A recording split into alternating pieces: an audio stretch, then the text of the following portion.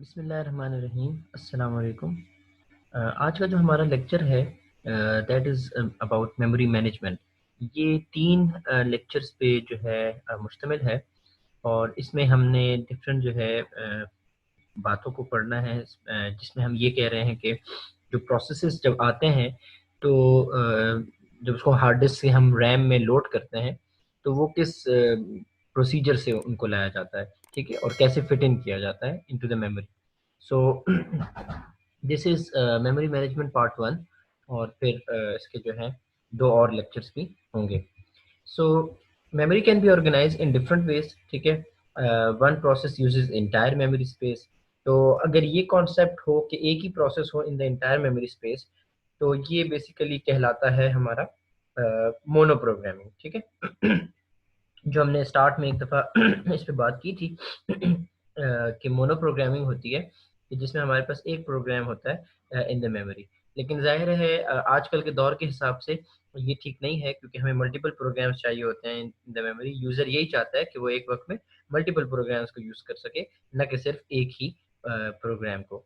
अच्छा, इसके अलावा ये है कि अगर मल्टीपल प्रोग्राम्स हों so then each process gets its own partition in memory, ठीक है। और हमारे पास डायनेमिकली या स्टैटिकली एलोकेशन होती है। ये डायनेमिक और स्टैटिक एलोकेशन जो है ये भी आगे आ रही है, ठीक है। इसी पे हमने भी बात करनी है। अच्छा जी, ये एक टेबल है जिसमें हमारे पास डिफरेंट ऑपरेटिंग सिस्टम्स यहाँ पे लिखे हुए हैं, उनकी रिलीज डेट्स दी हुई हैं कि कब वो रिलीज हुए थे, ठीक है। और minimum memory requirement, minimum RAM, ठीक है, उनको रैम कितनी चाहिए थी मिनिमम। मिसाल के तौर पे अगर हम विंडोज़ एक्सपी को ही ले लें तो विंडोज़ एक्सपी जो है अगर हम देखें तो 2001 में, ठीक है, आई थी विंडोज़ एक्सपी होम अगर हम बात करें। और उसमें minimum RAM requirement was just 64 MB RAM, ठीक है। आपकी सिर्फ 64 एमबी की रैम जो है वो चाहिए होती थी। और रिकमेंडेड थी 128। अगर 128 हो तो चलो अच्छी बात है, ठीक है। तो ये उस टाइम का डेटा था। तो ये ज़रा सा आप लोग देख लें, जस्ट जनरल इंफॉर्मेशन, ठीक है। पेपर पॉइंट ऑफ व्यू से इसमें इतना कुछ नहीं है, लेकिन यही है कि जैसे एक आइडिया हो जाएगा कि देखें एक टाइम पे कितनी कम मेमोरी थी, ठीक है, इस दौर में।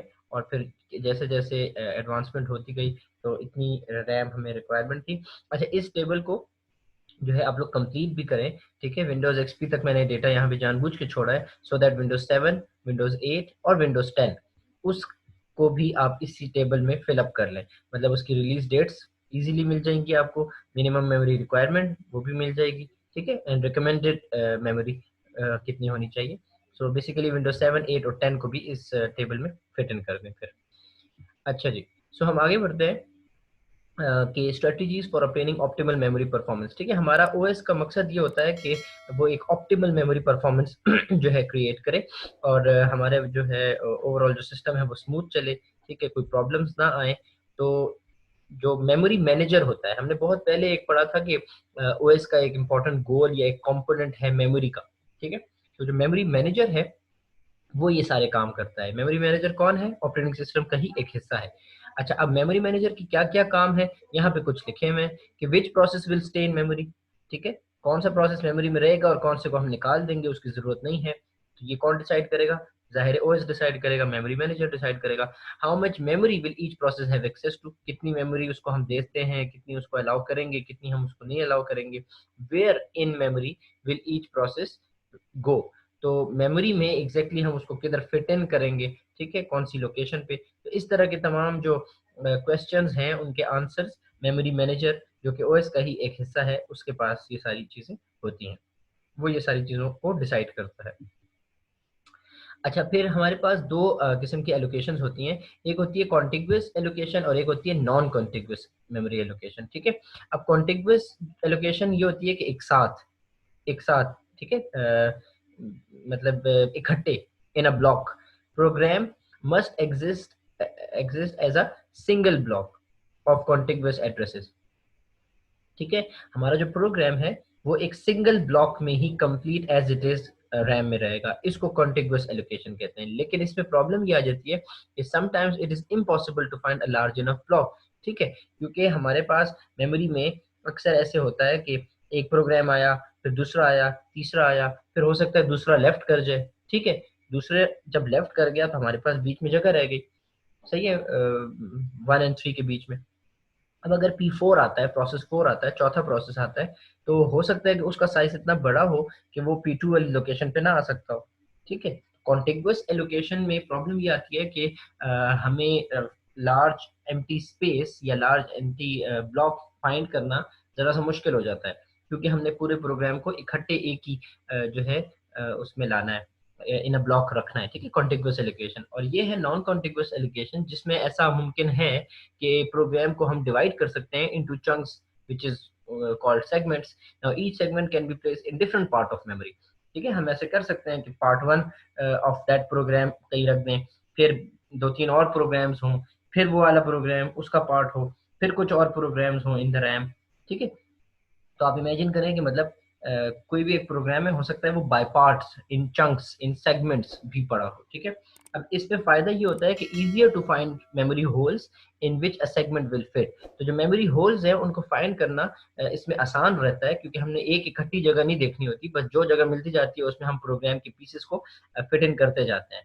ठीक है, तो increased number of processes that can exist simultaneously in memory offsets the overhead incurred by this technique। अच्छा, लेकिन एक प्रॉब्लम आती है रीडिंग के वक्त।